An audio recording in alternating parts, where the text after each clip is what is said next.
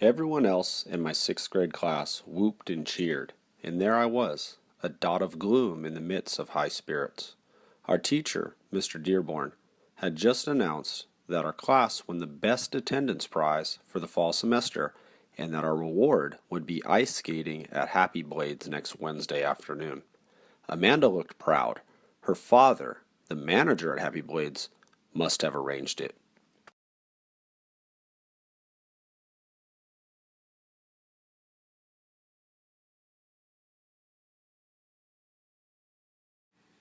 Wow! Thanks, Amanda, Tom yelled. When the third grade class won last spring, Kristen told me all they got was ice cream. We'll have so much fun. I'd been in this school for only 2 months, just long enough to fit in, and I'd made friends with Amanda and Kristen. Now everything would be ruined. I'd never skated, not ever, and there was no rink where I used to live.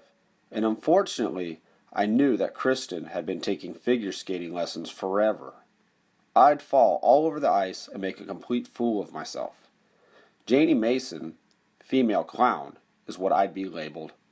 Everyone else would skate by confidently, laughing at me, and the cool image that I'd developed so consciously for 2 months would be gone forever. I might even break my legs and suffer the embarrassment of being carted off in an ambulance.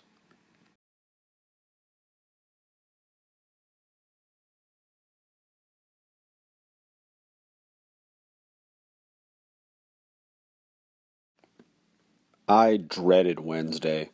It was all I could do to prevent having to face the day. I knew Mom would make me go to school Wednesday morning, and then, if I didn't go skating that afternoon, everyone would know I didn't want to.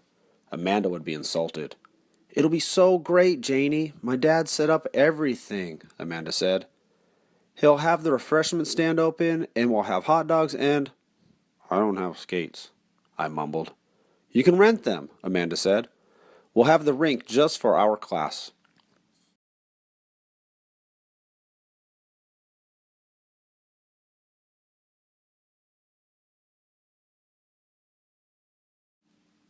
I was obligated to act enthusiastically, so I pasted my lips into a seriously phony smile.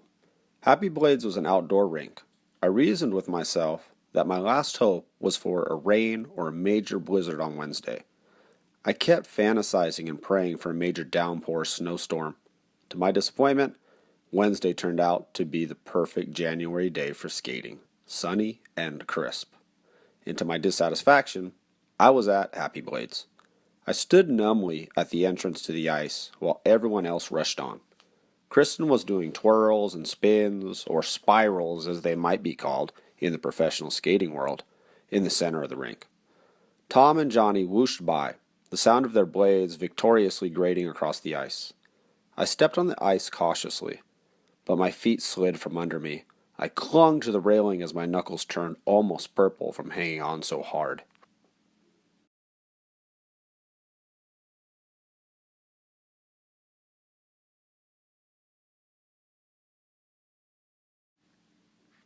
Amanda glanced at me. "I like to skate fast," she said. "So is it okay if I go ahead?" Amanda darted on her blades at top speed ahead of me. I was relieved and thought that maybe she wouldn't realize that I was such a disaster. I clutched the railing and, hand over hand, forced myself forward, desperately. Who in their right mind would choose to walk on such a cruelly cold and slippery surface? Better yet, who would walk on such a surface with only the edge of a blade to balance herself? Maybe I could hide in the girls' locker room for the rest of the afternoon. Interrupting my thoughts was a sound and a vision ahead of me. Someone was in my way. Tracy Donaldson. She was clutching the rail too. She grinned at me sheepishly. I thought everyone would be an Olympic champion.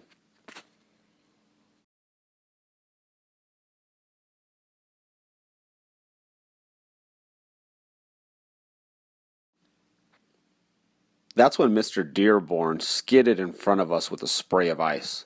"You'll never learn that way, girls." Tracy and I shrank back like wallflowers, but he pulled each of us by the hand. "Come on, I've got you."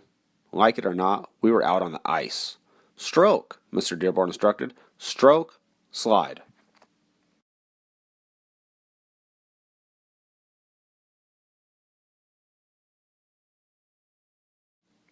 I concentrated on hanging on to Mr. Dearborn's hand, while simply hearing, not following, his calm training technique. And then something horribly expected happened. Maybe it was me or maybe it was Tracy, but the next thing I knew, all three of us were smack down on that unforgiving ice. I gasped between muffled laughter. Mr. Dearborn chuckled, and so did Tracy. Mr. Dearborn attempted to help us up, but we kept flopping over. It was hilarious. I couldn't help laughing, uncontrollably. When we were finally standing and reasonably stable, Mr. Dearborn said, "Everyone falls. It's no big deal."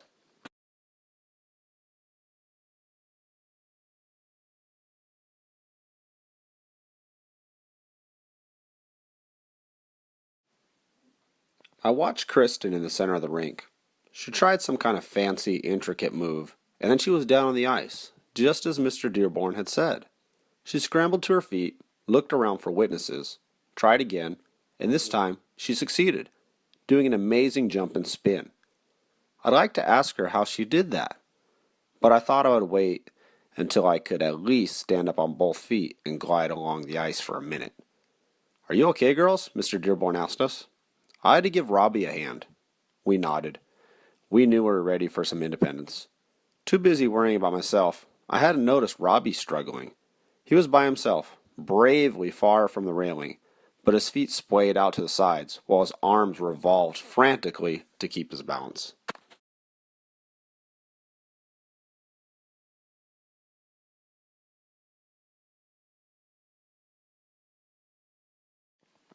Tracy and I continued shakily on our own, holding hands as if we could actually help each other. We fell, got up, managed to go forward for a while, and fell again. This routine continued for quite some time. Tom hooted at us as he sped by, but it wasn't that humiliating after all. It was true that almost everyone in the class was a good skater. It was also true, I thought, that if I wouldn't risk failing to learn something new in sixth grade, when would I? "This is kind of fun," Tracy said. "I mean, it could be." I responded, "I think it takes a lot of practice, but it's not impossible." Tracy said, "If we practice enough and keep our heads up and our feet solidly on this ice, Janie, want to go skating? Let's." I smiled, and this one was a genuine smile.